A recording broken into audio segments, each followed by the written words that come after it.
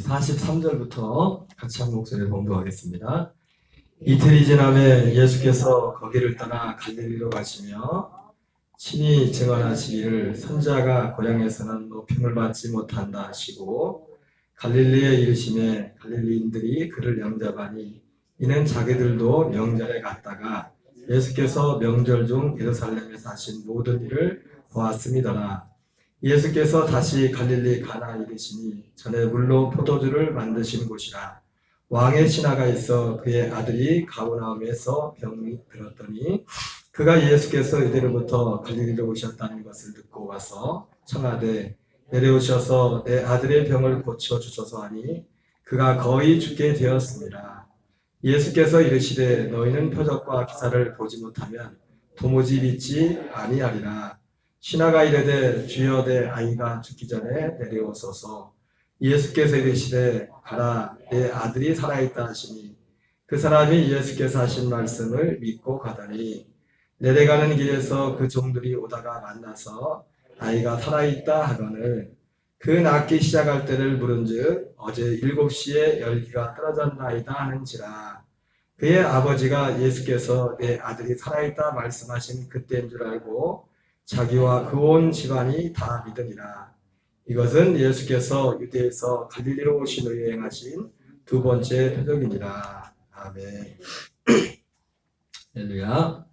오늘은 요한복음 4장에 우리가 잘 아는 예수님이 갈릴리 가나에서 두 번째 행하신 그 표적이 기록되어 있습니다. 첫 번째 표적은 물을 포도주로 만든 사건이고, 두 번째 이 갈릴리 가나에 예수님이 지난주에 그 수가상에서 거기 머무시다가 나사렛에 잠시 갔다가 이제 갈릴리 가나에 가시게 되었는데, 그 왕의 신하의 아들이 이제 병들게 되어서 이제 죽을 정도의 병이 들었는데, 그 신하가 예수님이 유대에서 돌아오셨다는 소식을 듣고서 직접, 그 아들은 가버나움에 있고 가버나움하고 갈릴리하고는 거리가 좀 있죠. 거리가 좀 있는데 좀 요즘은 뭐 교통이 좋아서 금방 이동하겠지만 그때 당시는 시간이 좀 걸렸을 겁니다. 그래서 이제 예수님이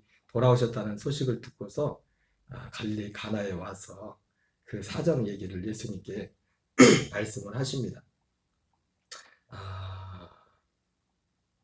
여기 47절 하죠. 그가 예수께서 유대로부터 갈릴리로 오셨다는 것을 듣고 가서 청하되 내려오셔서 내 아들의 병을 고쳐주소서 하니 그가 거의 죽게 되었습니다. 예수께서 이르시되 너희는 표적과 기사를 보지 못하면 도무지 믿지 아니하리라. 신하가 이르되 주여 내 아이가 죽기 전에 내려오소서. 예수께서 이르시되 가라 내 아들이 살아있다 하시니 그 사람이 예수께서 하신 말씀을 믿고 가더니 내려가는 길에서 그 종들이 오다가 만나서 아이가 살아있다 하거늘 그 낫기 시작할 때를 물은즉 어제 7시에 열기가 떨어졌나이다 하는지라. 그의 아버지가 예수께서 내 아들이 살아있다 말씀하신 그때인 줄 알고 자기와 그 온 집안이 다 믿었다. 이렇게 말씀하고 있습니다. 굉장히 단편적인 말씀이죠. 오늘 이 말씀을 통해서 특별히 단편적인 말씀이지만은 제목을 그렇게 정해봤어요. 갈릴리 가나의 두 번째 표적이라는 제목으로. 앞서 말씀드린 것처럼 갈릴리 가나의 표적, 아까 말한 첫 번째 표적은 물을 포도주로 만들었던 그 사건이었고, 두 번째는 예수님이 그 첫 번째 표적 끝나고 나서 이제 유대로 가셔서 6월절에 올라가셨다가 거기서 성전을 정화하는 사건이 있었고, 그리고 니고데모를 만나서 물과 성령으로 거듭남에 대해서 말씀하셨고, 그리고 그 이후에 이제는 주님의 특별한 계획이 있어서 이제 사마리아 지역, 사마리아성 지역에 가서 이 그리스도를 기다리고 있던 그들에게 주님이 복음을 전하시고 이제 고향에 돌아와서 그리고 이제 이 갈릴리 가나에서 두 번째 표적을 행하셨습니다. 자, 오늘 말씀에 우리 단편적이지만 이 표적 이후 갈릴리 가나에 두 번의 표적이 있었는데 표적 이후 어떤 일이 있었나 우리가 잘 아는 거지만 한번 읽어보겠습니다. 요한복음 2장 11절. 이 요한복음 2장 11절은 물을 포도주로 만든 그 이후에 일어났던 결과죠. 같이 읽겠습니다. 예수께서 이 첫 표적을 갈릴리 가나에서 행하여 그의 영광을 나타나심에 제자들이 그를 믿으니라. 예수님이 물을 포도주로 만들어 사건 이후에 어떤 결과가 나타났습니까? 갈릴리 가나에서 행하여 그 영광을 나타나심에 제자들이 그를 믿었다. 이렇게 말씀하고 있어요. 또 오늘 말씀도 같이 읽었지만은 두 번째 갈릴리 가나에서 예수님이 왕의 신하의 아들을 고치고 난 이후에 또 거의 똑같은 결과가 나오죠. 52절, 53절에 같이 읽겠습니다. 그 낫기 시작한 때를 물은즉 어제 7시에 열기가 떨어졌나이다 하는지라 그의 아버지가 예수께서 네 아들이 살아있다 말씀하신 그때인 줄 알고 다 믿으니라. 예. 첫 번째, 두 번째 표적. 여러분 성경에는 특별히 요한복음에는 이 20장에 나오지만은 많은 표적들이 기록되어 있습니다. 예수님께서 이 책에 기록되지 않은 많은 표적을 행하셨다고 말씀했어요. 예수님이 표적을 행하신 목적은 하나죠. 왜 그 표적을 통해서 믿음을 주기 위해서 우리가 믿도록 하기 위해서 표적을 행하셨다고 말씀해요. 그래서 오늘도 요한복음 2장에 이 가나 혼인잔치에서 그렇고 가나에서 왕의 신하를 고친 사건을 통해서도 제자들이 또 이 왕의 신하의 아들의 아버지와 그 가족들이 다 예수님을 믿게 되는 그런 역사가 있었습니다. 요한복음 4장 47절 48절에도 예수님께서 근데 이들이 예수님을 믿긴 믿었는데 어떻게 보면은 어떤 면에서 보면 예수님이 이들이 믿었던 이 믿음이 주님 보시기에 그렇게 탐탁하지 않았던 것 같습니다. 그리고 또 예수님이 오늘 이 왕의 신하가 와서 고쳐달라고 할 때 좀 부정적인 뉘앙스로 예수님이 말씀하셔요. 4장 47절 48절을 같이 읽겠습니다. 시작. 그가 예수께서 유대로부터 갈릴리로 오셨다는 것을 듣고 가서 청하되 내려오셔서 내 아들의 병을 고쳐주소서하니 그가 거의 죽게 되었습니다. 예수께서 이르시되 너희는 표적과 기사를 보지 못하면 도무지 믿지 아니하리라. 굉장히 좀 부정적인 면이지만 어쨌든 이 말씀을 통해서 이 표적의 결과는 뭐였냐면 예수님을 믿게 됐다는 거죠. 믿게 됐다는 거죠. 자, 그런데 중요한 게 뭐냐? 예수님을 믿게 되긴 믿게 됐는데 사도 바울도 그 얘기를 많이 하지만 예수님을 믿게 되긴 믿게 되는데 어떤 예수님을 믿었냐 이거죠. 어떤 예수님을 믿었냐 이거죠. 아마도 일단은 이 믿었다고 할 때는 이 믿음 가운데 어떤 전적인 신뢰 이런 게 있었을 거예요. 이 왕의 신하도 그렇고 다른 건 몰라도 예수님한테 가면은 우리 아들을 고칠 수 있을 것이다. 저희도 저희 가정이 예수님을 믿을 때 교회를 먼저 간 게 아니라 가정이 어떤 어려운 일로 인해서 기도원에 가서 예수님을 믿었는데 저희 어머님은 뭐 교회 우리도 그렇고 뭐 교회하고는 전혀 관련 없는 근데 우리 어머님이 갑자기 막 믿음이 좋아졌어요. 믿음이 좋아진 게 다른 게 아니라 그 기도원 원장님이 나중에 알고 봤더니 저희 이모부님의 누님이요. 저희 이모부님의 누님인데 그 원장님이 15년 동안인가 집에다 불상을 모시고 그 따님이 예수님을 잘 믿었는데 딸을 그렇게 박해냈나 봐. 끄댕이를 막 잡고 막 교회 다니지 말라고. 그러다가 어쨌든 불상을 10년 이상을 불상을 놓고 그렇게 섬길 정도로 집안에서 그랬었는데 하나님이 어쨌든 기적적으로 그분에게 찾아오셔가지고 다 뒤집어 엎고서 이 원장님과 됐는데 보통 옛날에 기도원 원장님들 같은 경우 많이 은사 같은 거 막 능력들이 많이 나타나잖아요. 그렇죠?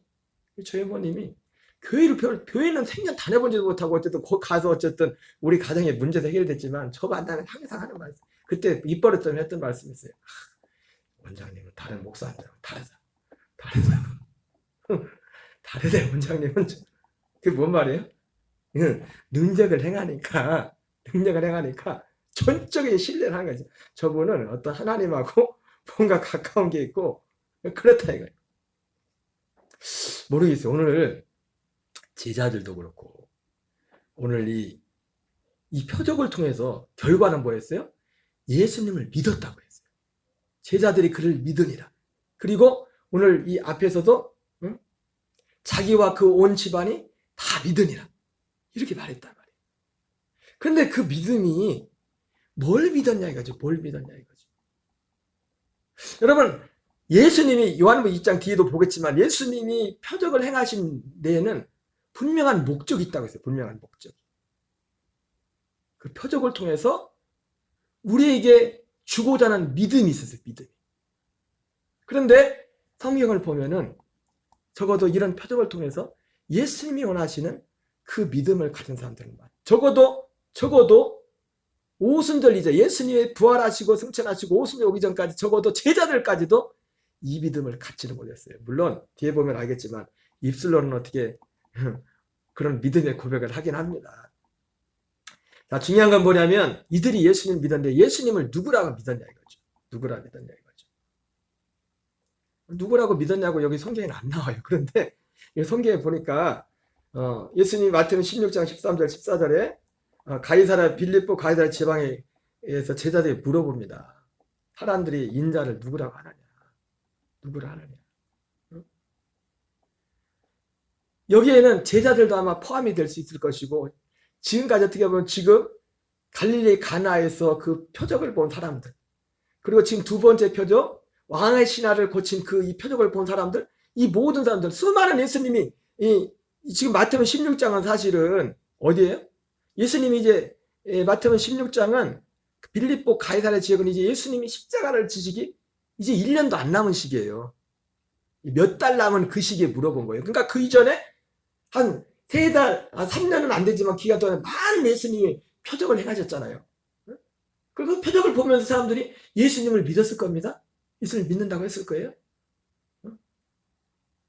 오늘 제자들이 첫 번째 가나 혼잔치 예수님을 믿은 것처럼 두 번째 가나에서 왕의 신하의 아들을 고침으로 그 왕의 신하와 그 집안의 모든 식구가 예수님을 믿었던 것처럼 다 예수님을 믿었단 말이에요. 온 집안. 그런데 예수님이 믿었는데 그러니까 오늘 예수님이 빌립보 가이사랴 지방에서 야 제자들한테 사람들이 나를 누구라 하냐 물어볼 때 이 사람들은 어떤 사람들이에요? 바로 그런 예수님의 표적을 직간접적으로 보거나 들었던 사람들이에요. 그들이 믿긴 믿었는데 어떤 예수님을 믿었냐 이거 어떤 예수님을 누구라고 믿었냐 이거죠. 그랬더니 제자들이 이렇게 대답합니다. 설문조사를 했더니 1번이 1번이 세례 요한, 2번이 더는 엘리야, 3번이 어떤 이는 에레미야나 선지자 중에 하나이다. 제가 세례 요한이라고 한 이유는 말씀을 드렸어요. 사람들이 특별히 마태복음 16장 이때 물어볼 때는 심지어 헤롯도 그랬으니까 헤롯이 예수님에 대한 소문을 듣고서 예수님이 이번에 우리 주일 전할 때 선교사님도 그런 말씀했지만 언제부터 본격적으로 활동을 시작했어요? 예수님이 설교를 잘 못 들었나? 세례 요한이 죽고 나서부터 세례 요한이 사라져야 된단 말이에요. 우리도 우리 통해서 예수님이 나타나려면 우리가 죽어야 돼요. 우리가 주님과 함께 죽어야 돼요. 근데 그 이후에 헤롯이라는 사람이 예수님의 소문을 듣고 나서 마태복음 14장에 보면은 어떤 생각을 해요? 야, 이거 분명히 죽었던 세례 요한이 다시 살아났다. 그렇지 않으면 이런 능력이 이 사람에게 나타날 수가 없다. 그래서 우리가 성경에는 안 나왔지만 제가 말씀드려서 세례 요한도 성경에는 안 나왔지만 예수님이 많은 능력을 행했던 것처럼 능력을 행했던 걸 알 수가 있어요. 왜? 헤롯이. 그래서 이 사람들도 그러니까 지금 설문조사를 할 때가 지금 언제예요? 그러니까 지금 가나 혼인잔치부터 해가지고 어디까지 지금? 이 세례 요한도 죽고 지금 이 다 가져갈 그 시점에서 모르죠. 제일 처음에 가나 혼인잔치 보고 나서 설문조사 했을 때하고 그 이후에 또 바뀌었을지 모르겠지만은 그 시점에도 물어봤을 때 일반 사람들도 생각하기를 야 세례 요한 예수님의 세례 요한인가 보다. 세례 요한이 능력을 행했었거든. 능력. 세례 요한도 예수님이 행했던 그런 능력들을 세례 요한에게도 성경에는 기록이 없습니다. 성경에는 세례 요한이 뭐 회개 하나 받고 요구하는 그런 얘기만 했지 능력을 행했다는 내용 성경에 기록은 없어요. 근데 이 말씀을 볼 때 분명히 마태복음 14장 볼 때 헤롯이 말했던 것처럼 어느 정도 차가 죽은 헤롯이 자기가 헤롯을 죽였고 헤롯이 세례 요한을 죽였거든요. 여자 때문에. 세례 요한을 죽여놓고 자기도 찜찜했는데 예수님 소문 듣고 나서 이거 분명히 죽었던 세례관의 사람. 아마 세례관은 아마 잠을 못 잤을 겁니다. 분명히 죽었던 세례관의 사람입니다. 헤롯은. 근데 그 생각이 헤롯뿐만 아니라 일반 사람들 생각 속에서도 예수님이 누굴까? 1번이 세례관, 1번이 세례관. 2번이 더러는 엘리야.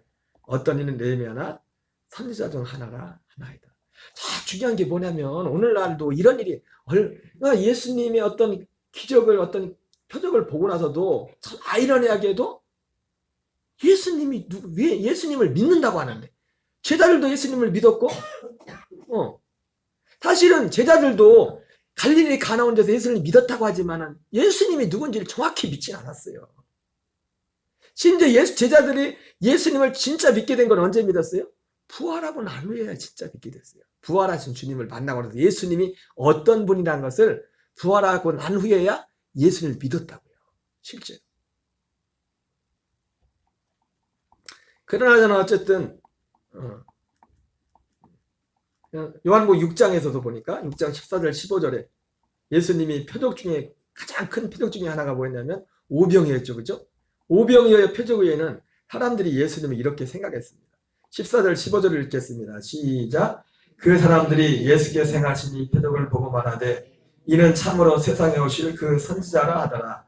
그러므로 예수께서 그들이 와서 자기를 억지로 붙들어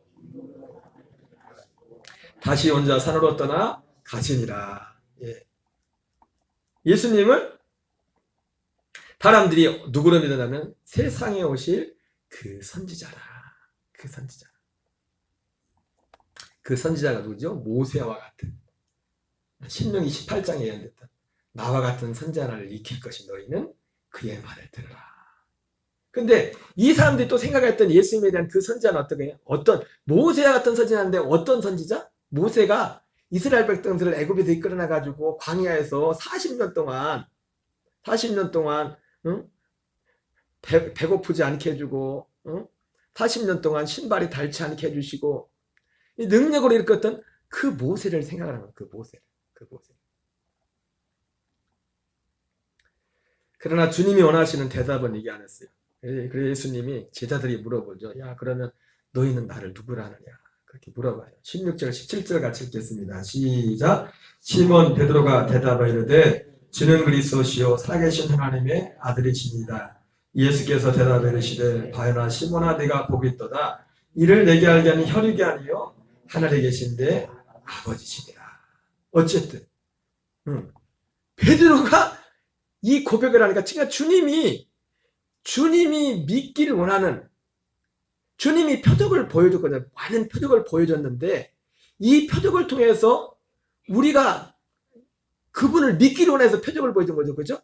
근데 그분을 어떻게 믿으라는 거예요? 어떤 분으로? 베드로가 고백했던 것처럼 주는 그리스도시요 살아계신 하나님의 아들이십니다. 근데 사실은 제가 말씀했지만 베드로가 이렇게 말했지만 또 예수님이 칭찬됐지만 베드로가 자기도 이 말 해놓고도 이 말 뜻이 뭔지도 몰라요. 사실은 베드로가 그 뜻을 모른다는 그 결정적인 증거가 뭐예요? 예수님이 이 말씀하시고 나서 비로소 예수님이 그때 이 신앙 고백을 듣고 나서 예수님이 칭찬도 하시지만 비로소 예수님이 한 가지 말하지 않고는 사실을 말합니다. 뭘 말하죠? 내가 지금까지 말하지 않았던 걸 내가 말할 텐데 그게 뭐냐면 내가 장로들과 서기관들의 손에 이끌려 내가 8년 십자가에 달렸다가 사흘 만에 다시 살아날 거다. 예수님이 이 말을 처음에 베드로가 어떻게 합니까? 안 된다고 예수님 안 알려줘 막 아주 예수님을 꾸짖어요. 예수님 꾸짖어. 그러니까 그걸 볼 때 베드로는요 이 신앙 고백을 해놓고도 이 자기가 해놓고 이 말을 했고도 이 말이 뜻이 뭔지도 모르고 그냥 한 거예요. 예, 주는 그리스도시요 살아계신 하나님의 아들이십니다. 이분이 정말 우리의 살아계신 하나님의 아들로서의 그 일을 하려면 반드시 죽으시고 다시 살아나셔야 돼요. 이 과정을 거쳐야 돼요. 그러니까 우리의 믿음의 중심은 어디 있냐? 우리가 예수님이 우리에게 표적을 보여준 표적을 우리에게 보여주는 것은 뭐냐면 우리에게 믿음을 믿도록 하기 위해서 표적을 보여줬는데 근데 뭘 믿도록 표적을 보여줬냐? 바로 이 사실을.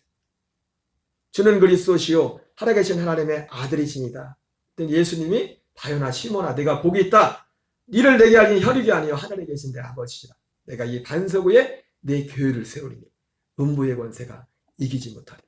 음부의 권세가 이기지 못하는 교회를 세우겠다는 겁니다. 여러분 하나님이 우리를 향한 목적은 뭐냐면 우리 한 사람 한 사람을 음부의 권세가 이기지 못하는 교회로 세우는 겁니다. 여러분 교회는 단지 눈에 보이는 게 교회가 아니에요. 하나님이 우리를 교회로 삼는 거예요. 교회를. 그리스도를 머리로 삼은 그 교회를 삼는 거예요. 세우는 거예요. 그러니까 예수님이 많은 표적을 한 이유는 뭐냐면 바로 이 표적을 통해서 우리로 하여금 예수가 그리스도이신 거예요. 예수님이 왜 오셨는지를 알도록 하기 위해서 표적을 보여줬다는 겁니다. 그래서 근데 그 표적은 사실은 여러 표적을 보였지만 주님이 우리에게 보여주고자 하는 표적은 딱 하나예요. 하나의 표적, 하나의 믿음. 우리 요한복음 20장 30절 31절을 같이 읽겠습니다. 시작. 예수께서 제자들 앞에서 이 책에 기록되지 않은 다른 표적도 많이 행하셨으나 오직 이것을 기록함은 너희로 예수께서 하나님의 아들 그리스도심을 믿게 하려 하며 또 너희로 믿고 그 이를 힘입어 생명을 얻게 하려 함이니라. 자 보세요. 제자들이 표적을 보고서 여기 말씀해 보면 예수께서 제자들 앞에 이 책에 기록되지 아니한 다른 표적도 많이 행하셨으나 오직 이것을 기록함은, 여기도 오직 이것을 기록함은 이것은 뭐냐면 1차적으로 이 요한복음에 나와 있는 기록들입니다. 요한복음에 예수님이 오늘 우리가 갈릴리 가나에서 말이죠. 두 번째 표적을 예수님이 두 번째 표적을 행하지 않았습니까? 두 번째 표적을 행하셨는데 이 두 번째 표적뿐만 아니라 요한복음에 기록된 많은 표적들이 있지 않습니까? 많은 표적들이 있는데 근데 그 표적들이 있는데 오늘 사도 요한이 뭐라 합니까? 여기 이 요한복음에 이렇게 표적들이 많이 기록되어 있는데 이 책에 기록되지 않은 표적도 많다. 그러나 이 책에만 그래도 오직 이것을 기록한 것은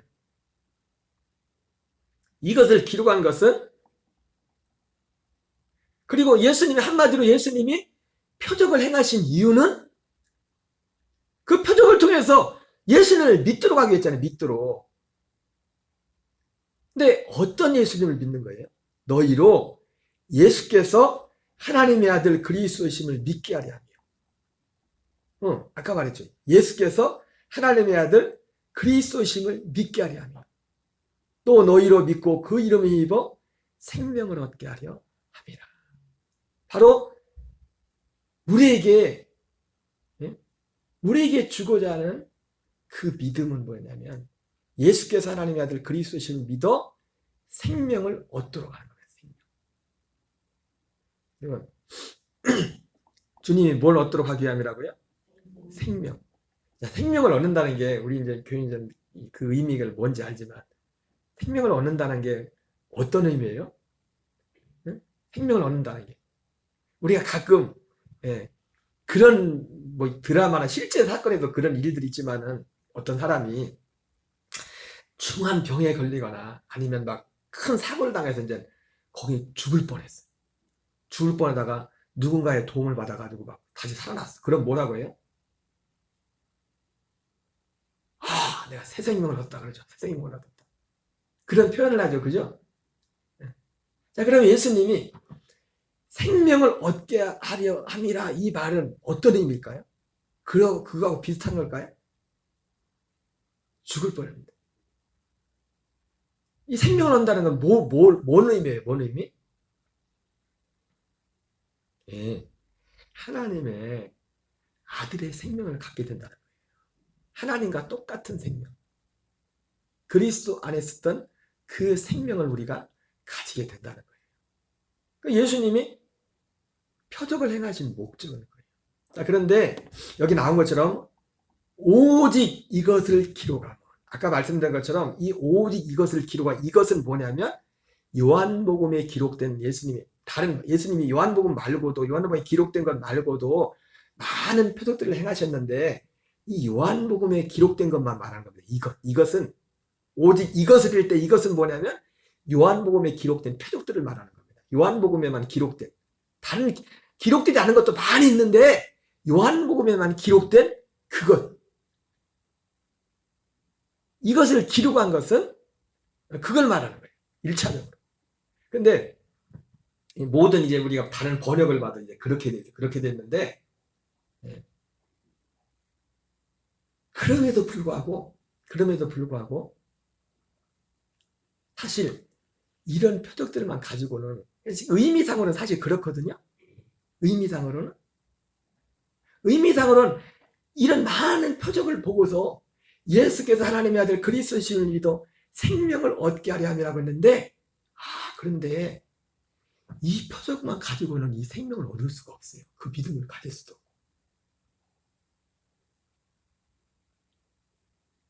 예수님이 많은 표적을 행했지만, 자 보세요. 아까 말했죠. 그 당시대만 놓고 볼 때도 세례요한도 예수님 같은 표적을 행했다니까요. 그러면 세례요한이 하나님의 아들이고 그리스도시고 세례요한이 우리에게 생명을 줘요? 아니, 제가요 그때 그랬잖아요. 내가 지난 19년도 코로나 시작되기 전에 성지순례를 처음이자 마지막으로 갔다 왔는데, 그 예루살렘에 그 성전이 있는 그곳이, 성전산이 3대 종교의 성지예요. 3대 종교. 기독교의 성지고, 유대교의 성지고, 무슬림의 성지, 무슬림의 성지인데, 이슬람 교도들의 성지. 왜 이슬람 교도들의 성지냐면, 거기 성전산에서 마호메트가 승천했대요. 내가 그래가지고 순간 헷갈렸어요. 아니, 나는 예수님만 승천한 줄 알았는데 마호메트도 승천했네. 헷갈리지 마세요. 승천했다고 칩시다. 승천할 수 있죠. 엘리야도 승천했는데, 제가 지난번 부활절 예배 때 말씀드렸지만, 여러분 사람들이 깜빡 속을 때 깜빡 속. 아니, 제가 마태복음에 보면요, 예수님이 십자가 달려 죽으실 때 막 지진이 나고 난리가 나고 막 바위가 탁 쪼개지고 막 바위가 열리고 막 죽었던 사람들이 막 살아나잖아요. 그거 보셨죠? 성경에서. 저는 그때 순간적으로 당황했다니까요. 아니, 예수님도 부활 안 했는데 저 사람들은 뭔데 먼저 죽은 자가 살아나냐? 물어볼게. 그게 부활이에요? 그럼 부활이 아니에요. 구약에도 죽었다 살아난 사람들 많고, 신약에 죽었다 살아난 사람 많아요. 근데 또 죽었어, 그 사람들은. 그 사람들이, 저는 그래서 순간적으로 착각을 했다니까요. 예수님이 이 책에 있는 대로 많은 표적을 행해서, 표적을 행한 목적은 뭐예요? 이 책에 기록된 것 말고도 많은 표적을 했는데, 표적을 행한 목적은 뭐랬어요? 예수께서 하나님의 아들 그리스도심을 믿게 하려 하며, 또 너희를 믿고 그 이를 입어 생명을 얻게 하려 함이라. 그런데 이 많은 표적을 다 합쳐도 이거 가지고도, 이 예수님을, 그냥 그 예수님 믿어가지고는, 그 믿음으로는 예수가 그리스도라는 증거도, 분명한 증거도 못 돼요. 엄청난 표적을 행해도 저분이 하나님의 아들 그리스도라는 명백한 증거가 못 된다고요. 그리고 그 믿음 가지고도 생명도 얻을 수가 없어요.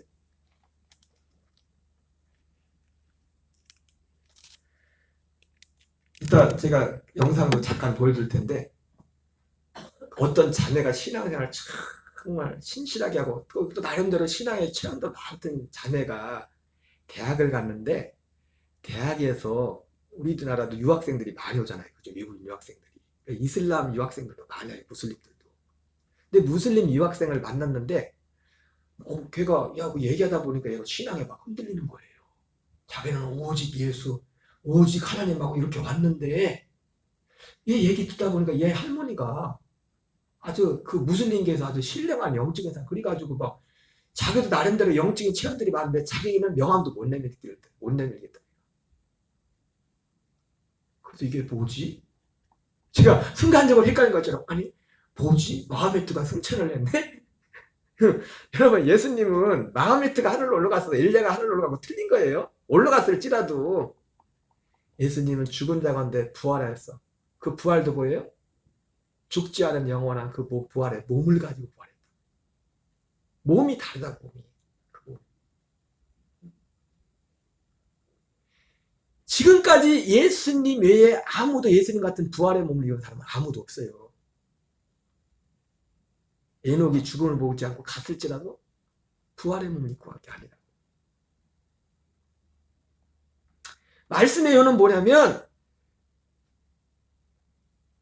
성경은 이렇게 말하고 있지만은 이 표적을 보고서는 예수가 하나님의 아들 그리스도이심을 확증할 수도 없고 믿을 수도 없고 그리고 생명을 얻을 수도 없다.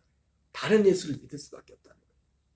자, 재밌는 게 뭐냐면 바로 그 앞에 성경의 사실 문맥상으로는 오직 이것은 요한복음이 기록된 모든 표적들을 말하는 거거든요. 이 문법상으로는. 근데 그 바로 앞에 오늘 요한 20장 3절 31절 앞에 하나의 우리 예수가 그리스도가 되신다는 명백한 증거 그리고 그걸 믿어서 그걸 통해서 우리가 생명을 얻게 되는 명백한 하나의 표적이 나옵니다. 그 뭐냐면 예수님의 부활의 부활. 바로 요 30절 31절 바로 앞에 사건의 마지막 표적으로 예수님이 부활한 걸 기억해요. 부활한 거다. 부활 사건. 도마가 부활하신 주님을 만나는 거죠. 26절 27절 읽겠습니다. 시작. 여드를 지나서 제자들이 다시 집 안에 있을 때 도마도 함께 있고 문들이 닫혔는데 예수께서 다 가운데 서서 이르시되 너희에게 평강이 있을지어다 하시고 도마에게 이르되 내 손가락을 이리되 내 손을 보고 내 손을 내밀어 내 옆구리에 넣어보라. 그리하여 믿음 없는 자가 되지 말고 믿는 자가 되라. 28절 29절 읽겠습니다. 도마가 대답하여 이르되 나의 주님이시요 나의 하나님이시니이다. 예수께서 이르시되 너는 나를 번거로 믿느냐? 보지 못하고 믿는 자들은 복되도다. 바로 이 기록을 딱 하고 나서 예수께서 이 책에 기록된 다른 많은 표적들이 있지만 오직 이것을 기록한. 그러니까 이중적인 의미. 그러니까 그 많은 표적을 보고 어떤 능력을 행해도 세례요한도 그런 능력을 했는데 그것이 사람들 보기에는 착각할 만하죠. 그래서 사람들이 와서 물어봤단 말이야. 세례요한테 당신이 누구냐 당신 정체가 뭐냐? 당신 오실 그리스도가 당신이 맞습니까? 네. 그러나 세례요한도 실제로 겸손해서가 아니라 실제 아니니까 나는 아니라고 했잖아요. 난 아니다. 나는 그분의 오신 길을 예배하러 온 사람이다. 그렇게 말했단 말이에요. 그냥 그 어떤 수많은 어떤 표적도 그 표적만 가지고는 다 합쳐도 그것이 그분이 그리스도시요 하나님의 아들 하나님이라는 증거는 명백한 증거가 못 돼요. 그거 가지고 그분의 하나님이라는 가장 명백한 증거는 뭡니까? 죽으시고 다시 살아나신 부활입니다. 부활하신 분만, 우리 주일 저녁에도 그 영상 같이 부활하신 그분만 하나님의 아들이 되는 거예요. 우리는 15장 2절 4절 같이 읽겠습니다. 시작. 너희가 만일 내가 전한 그 말을 굳게 지키고 헛되이 믿지 않았으면 그런 말미암아 구원을 받으리라. 내가 받은 것을 먼저 너희에게 전하노니 이는 성경대로 그리스도께서 우리 죄를 내어 죽으시고 장사 지낸 바 되셨다가 성경대로 사흘 만에 다시 살아나사. 바로 이 사건이 그가 하나님의 아들 그리스도시라는 유일한 증거란 겁니다. 유일한 표적. 다른 표적들은 다른 종교에도 있어요. 영의 세계가 있기 때문에 얼마든지 그런 이 능력이나 이런 것들은 천사들이 일을 하는 거니까. 천사도 여러분 태권도 구단이 타락하면 태권도 구단 실력이 그대로 있어요 없어요? 네? 태권도 실력은 안 없으시죠? 그대로죠. 사람이 나쁜 사람인데도 타락한 천사가 능력 그대로 있다고요. 능력을 행한다고요. 그가 하나님의 아들 그리스도시라는 가장 명백한 유일한 증거를 보냐면 죽으시고 부활하신. 그리고 주님이 우리에게 주고자 하는 이 믿음, 예수가 그리스도심을, 하나님의 아들 그리스도심을 믿게 하고 그로 말해 생명을 얻게 하는 이런 일들. 예. 예수님이 죽으시고 부활하고 난 그때부터 시작되는 거예요. 그리고 승천하신 성령이 오시면서부터. 제자들조차도 이 믿음이 없었어요. 이 믿음이. 중요한 건 뭡니까? 주님이 우리에게 가지기 원하는 믿음은 뭐냐면 이 하나의 믿음을 갖고 하는 겁니다. 로마서 1장 2절 4절도 똑같이 말씀합니다. 같이 읽겠습니다. 이 복음은 하나님이 선지자를 통하여 그의 아들에 관하여 성경에 미리 약속하신 것이라. 그의 아들에 관하여 말하면 육신으로는 다윗을 통해서 나셨고 성결의 영으로는 죽은 자들 가운데서 부활하사 능력을 하나님의 아들로 선포되셨으니 곧 우리 주 예수 그리스도시라. 예, 그분이 부활하심으로 말이야. 하나님의 아들로 선포가 됐어요. 선포가. 사도행전 17장 31절 읽겠습니다. 시작. 이는 정하신 사람을 하여금 천하를 공의로 심판할 날을 작정하시고 이에 그를 죽은 자 가운데서 다시 살리시는 것을 모든 믿을 만한 증거를 주셨습니다. 예. 오직 이 죽으심과 부활이라는, 아니 이 부활, 죽으심만 가지고도 믿을 만한 게 못 돼요. 예수님이 죽고 살아나지 않았으면 그거는 그냥 자기 죄 때문에 죽은 거지 우리랑 전혀 상관이 없어요. 살아났기 때문에 아, 그분이 우리를 위해서 죽으셨구나, 하나님의 아들이구나, 그걸 알게 된 거죠. 참고로 짧은 영상 하나 보겠어요. 아까 간증했던 그 자매가 좀 내용은 좀 다른 건데, 이 부활의 신앙이, 그리고 또 요즘 신천지나 이단들 많지 않습니까? 이 부활에 대해 분명히 할 때 이단들이 이 부활에 대해서 속이고 있어요. 그런 부분이 있는데 짧지만 잠깐 한번 보겠어요. 이거를.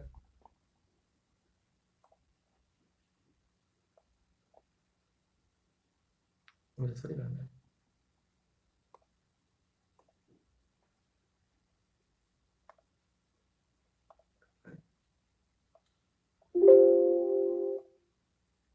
왜냐면 예수님이 정말로 구약에 예언된 대로 썩지 않는 몸으로 또 영원히 다시 사는 몸으로 부활해서 그 몸으로 다시 오실 거라는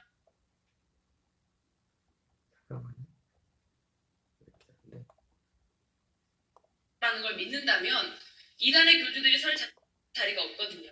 예수님이 영으로 부활해서 그 영이 지금 그 이단 교주들의 몸에 임했다라고 이제 이야기를 하는 게 이단의 대표적인, 거의 대부분의 이단들이 이렇게 주장을 하고 있습니다. 그래서 신천지부터 이야기를 하면 신천지도 영의 부활을 주장을 합니다. 그래서 거기는 시대별로 이제 구원자가 있다. 그래서 아담과 모세와 노아 이렇게 시대별로 하나님이 선택한 사람이 있어서 그 사람의 몸에 하나님의 영이 임하는 거다. 그게 이제 그 시대별로 하나님이 쓰시는 구원자다. 근데 지금 예수님도 하나의 그렇게 사용받은, 하나님의 영이 임해 사용받은 그런 존재고, 이만희가 지금 예수의 영이 임해서 그 예수의 활동을 하는 거다. 재림 예수다. 이제 이렇게 이야기를 하는 겁니다.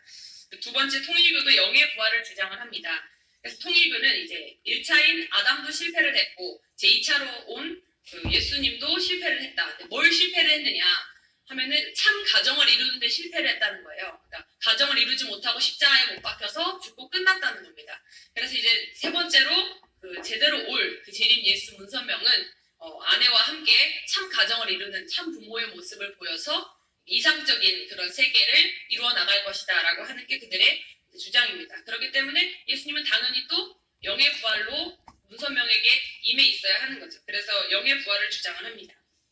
그래서 이렇게 교주를 필두로 내세우는 모든 그 이단들은 다 영의 부활, JMS도 마찬가지고 하나님의 교회 안산홍 증인회도 마찬가지로 영의 부활을 주장합니다. 안식교와 여호와의 증인은 영적 재림을 주장을 하고 영의 부활을 주장합니다. 이렇게 대부분의 이단들이 부활을 접근하는 관점은 영의 부활이다.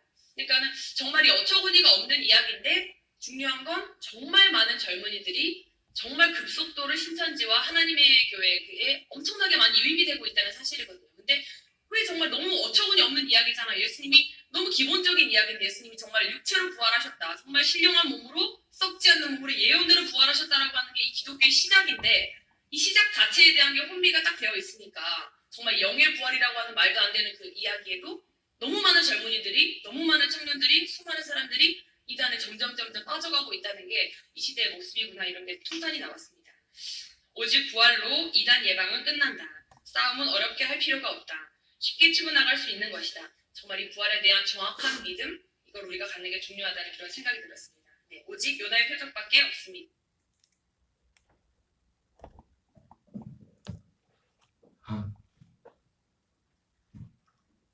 중요한 겁니다. 이 내용이. 이 부활. 예수님이 부활을 영의 부활이 아닙니다. 지금 보니까 이단들은 다 영의 부활을 해. 영의 부활을 했으니까 부활은 자기 안에 왔다는 거예요. 천천히. 예, 그러면 그분, 아니, 언제 당신한테 와서 그분 나한테 오셨는데, 부활한 분이 오시면 승천하시고, 가셔서 약속대로 성령으로 오셨는데, 그렇게 말해요, 우리는. 예수님은 분명히 누가복음 24장에 어떻게 부활했어요? 몸으로 부활해서, 그래서 고기를 갖가 버리잖아요. 영은 몸이 없지만 나는 몸이 있다고. 지금 모든 주요 이단들이 다, 교주 있는 사람들이 다 영의 부활을 봐요, 영의 부활. 어쨌든 중요한 건 뭐냐면, 우리의 진짜 믿음, 하나님이 주시려는 그 믿음, 생명을 얻는 믿음의 가장 그 중요한 표적은 뭐냐면 주님의 죽으심과 부활. 아까 말했죠. 오직 요나의 표적밖에 없다. 근데 우리는 이 믿음이 생명을 얻는 게 단지 생명을 얻는 게 예수님이 그리스도가 부활했다. 어떤 지식적으로 마귀처럼 지식적으로 이론적 그래서 얻는 게 아니라 우리 속에 어떤 일이 일어납니까? 예수님이 죽으시고 부활하시고 부활하고 끝난 게 아니죠. 승천하셔서 속죄를 이루신다고요. 하늘 손으로 만지지 않은 성소에 들어가서, 그리고 약속대로 우리에게 생명을 주시는 그리스도의 몸 씨가 되어서 우리 안에 오신다고요. 우리 온다고. 그래서 우리 옛사람이 그리스도와 함께 죽고 십자가에 장사 지내고 로마서 7장 4절에 다른 죽은 자가 살아나시고 그 약속대로 다시 우리에게 오시는 그 안에 우리가 가서 하나님을 위한 열매가 되는, 우리 안에서 생수의 강이, 지난번 봤던 요한복음 4장에 생수의 강이 우리 안에서 흘러나오는 그것이 생명이고, 그것이 우리에게 하나님이 주시고자 하는 믿음의 믿음. 그 표적, 유일한 표적이 뭐라고요? 다른 거는 안 돼요. 예수님의 죽으심과 부활을 통해서 거기에 연합함으로 우리 안에 생명의 역사가 시작되는 거죠. 우리가 그 생명으로 살아갈 수 있는 일들이 시작되는 겁니다. 주님이 우리에게 예수를 믿어서 우리에게 주고자 하는 그 믿음, 오직 하나의 믿음은 그 하나의 믿음밖에 없어요. 우리 찬양하고 기도하겠습니다.